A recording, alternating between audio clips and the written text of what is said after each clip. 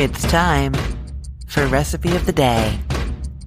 If you're like me, when you think about making pancakes, you imagine yourself standing at the stove for a very long time, flipping those pancakes. It is because usually in my life, when I've been making pancakes, it has been for a household. But what I've discovered is that if you are making pancakes for just 2 people, and if you have the right amount of batter to make just enough for just 2 people, you are not standing at the stove forever at all. You're just standing there for 3, 6, 9 minutes at most. So that is why I created this pancakes for 2 recipe, so that I can make it very simple when I'm craving those pancakes and I feel that, oh God, I don't want to stand there flipping those things for so long, feeling I don't have to because I'm going to make these. Now, I bet you totally know what I'm talking about because you are listening to this. You have found yourself at the pancakes for 2 recipe of mine, or you are listening to this podcast episode because you were like, oh, pancakes for 2. Interesting. Yes, it's true. And if you are one of those people who's often cooking for 1 or 2, you've got to check out my new membership community, cookfor2.us. That's cookfor2.us. And there are tons of recipes for 2, all of them ad free. There are little courses for things that you can perfect for cooking for 2, like cooking in a budget-friendly way, reducing waste, freeing yourself from overbuying. That is all there. Cookfor2.us. Okay, so go and become a member of that wonderful, vibrant community. You're going to love it. And now I'm going to tell you about the pancakes for 2 recipe. The recipe starts with a mixture of milk and vinegar, and you let that sit for a few minutes and it kind of thickens. It becomes like buttermilk. I've actually tried doing this with buttermilk, and I've tried doing it with lemon juice, and I don't know why, but neither one has worked as well. The recipe as written gets you really nice, fluffy, thick pancakes. So I recommend you follow the recipe as it's written. What you're going to do is into a 2-cup measuring cup, measure 3/4 of a cup of milk, and then stir in 2 tablespoons of white vinegar, just plain old white vinegar. Give that a stir, set it aside. Then in a large mixing bowl, you're mixing a cup of flour, and then if you'd like, 1/4 of a cup of ground flax meal. I add that all the time, a little bit of extra healthy boost in there. If you're omitting it, nothing else changes about the recipe. I've tried it with and without. Leave it the same way. If you're using it, it's 1/4 cup. And then also you're adding 2 tablespoons of sugar, a teaspoon of baking powder, half a teaspoon of baking soda, and half a teaspoon of salt. Give those dry ingredients a stir. By now, your milk mixture is ready. You'll see it's kind of thickened. It's actually curdled is what's happened, the vinegar and the milk, but that's what you want. It's nice and thick. And actually also, we just put those baking powder, baking soda ingredients into our flour mixture. They're going to interact with the acidity of the vinegar and give you that nice high lift. So that is what causes that. What I didn't say when I was talking about the ingredients at the top was that you can use any kind of milk. I use the regular fat-free milk that I have on the door of my fridge. In this recipe, they are delicious. I have also used whole milk, and they've also been delicious. So whatever kind of milk you have, you can go with. I have not tried almond milk or coconut milk or anything like that. I'm sure the almond and the oat milk would work. I haven't tried it, but I'm pretty sure they would work. I'm not sure about coconut milk. Okay, so you have your dry ingredients mixed together, and your milk and vinegar have curdled and thickened. What you're going to do is get 2 tablespoons of butter and melt them in a small bowl in the microwave or on the stove in a saucepan, however you like to melt butter. And you're going to stir that into your milk mixture. Of course, the milk mixture is cool or cold, and the butter you just melted is going to hit that and it's going to kind of clump up a little bit. That's fine. We're just having it distribute through the milk so that it distributes through the pancake batter. If we put it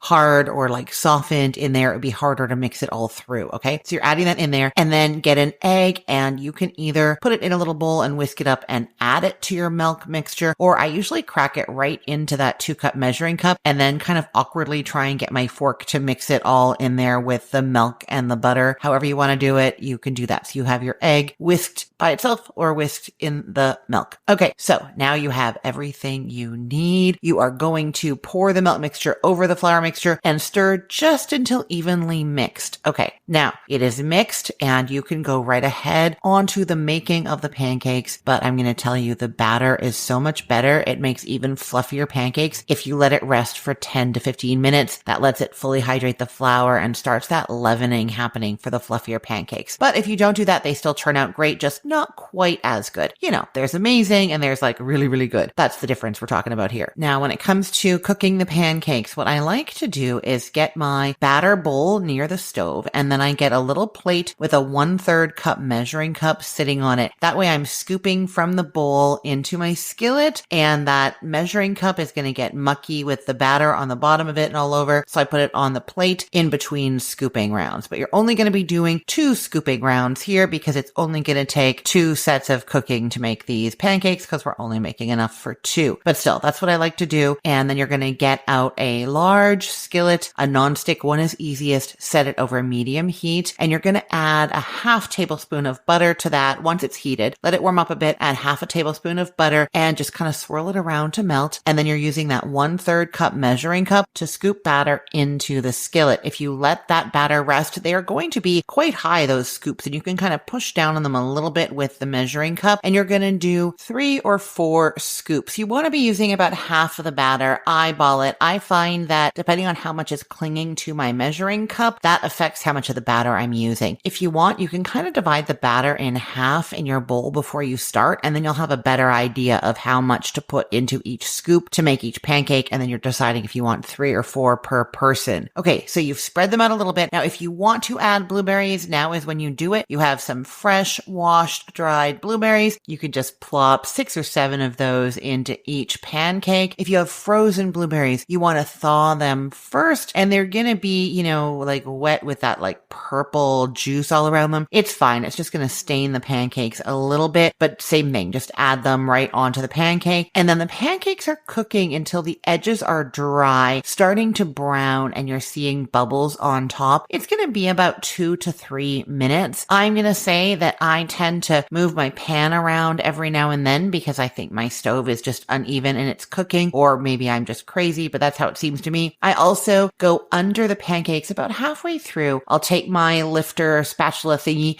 and I put it under a pancake and I see if it's evenly browned underneath. Sometimes one side's browning more than the other. For me, it's often the outside edge of my skillet that's hotter than the middle. So then I spin the pancakes around so that the whiter side is getting browned a little bit. And then, like I said, once they're dry on the outside, a little bit brown on the outside, browned on the bottom, little bubbles on top, that is when you flip them over, and then they're cooking for 1 to 2 minutes. I literally set the timer for 1 minute and wait it out. I should say that whole time you're adjusting the heat a little bit. We started on medium. If you put that pancake batter in there and you look underneath and they're browning really, really quickly, you can drop that heat down. It's a little tricky, and you get the hang of it once you've made these lots of times, but sometimes adding the batter to the pan cools the pan down so they don't brown super fast. That's fine. Let them go slowly. Sometimes it doesn't cool the pan down that much. It depends on the thickness of the pan, the size of the pan, that kind of thing. So if it doesn't cool the pan down too much, then they can start to brown too quickly, and that's when you turn it down. Okay, so you flip them, you cook them for another minute, and then you take them out of the skillet, put them on a plate, and you cook the other half of the batter exactly the same way. Add half a tablespoon of butter, and you are off to the races. I will say that if your person who's eating the pancakes is right there with you, they can start on their plate, or you could have put those between 2 plates, and then when the second batch is ready, you put those on top. The bottom ones are still going to be warm. The top ones are going to be extra hot. They're going to kind of warm it up. And then I'm going to tell you the best thing to do when you are making pancakes is to heat up the syrup. Whether you are using real maple syrup or a pancake syrup, put some in a little bowl, warm it up in the microwave. It makes a huge difference. It's like heaven, that warm syrup, maybe with a little butter on those pancakes. Delicious. Okay, I will put the link to this recipe in the show notes for this podcast episode, or you can head to cookthestory.com/ROTD and get it there. Everything there is arranged by date, so it's helpful to know that today is November 20th of 2025. And I'm going to remind you, if you are cooking for 2 or cooking for a small household, you've got to join our community. You're going to love it, and you're going to learn so much. You're going to save money, you're going to save time, and you're going to make some friends too. Head to cookfor2.us, and I will see you there. I am Christine Pittman from cookthestory.com, thecookful.com, the all-new chicken cookbook, cookfor2.us, and from this podcast, Recipe of the Day. I hope you have a great day. Let's get cooking.